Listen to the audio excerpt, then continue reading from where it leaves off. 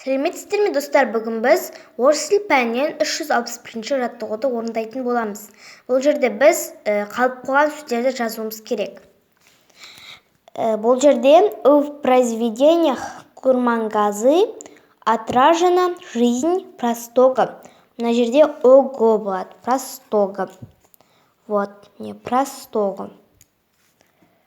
Жизнь простого народа. Ого, простого народа, его мечта о лучшей судьбе. Лучшей емен қысқа и болады. Ей, лучшей судьбе.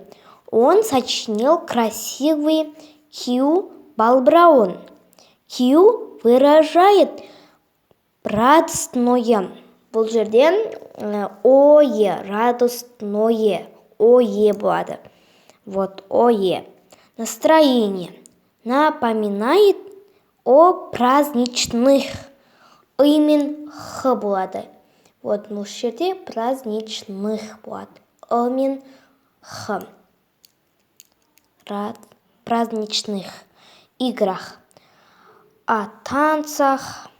Ауылной дегеннен ой болады. Ой. Омен қысқа и. Ауылной молодежи.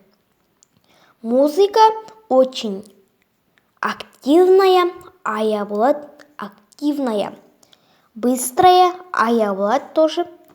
Сосын веселая, ая болады веселая. Егер ұнаса лайк басып, каналға тіркелуді ұмытпаңыздар.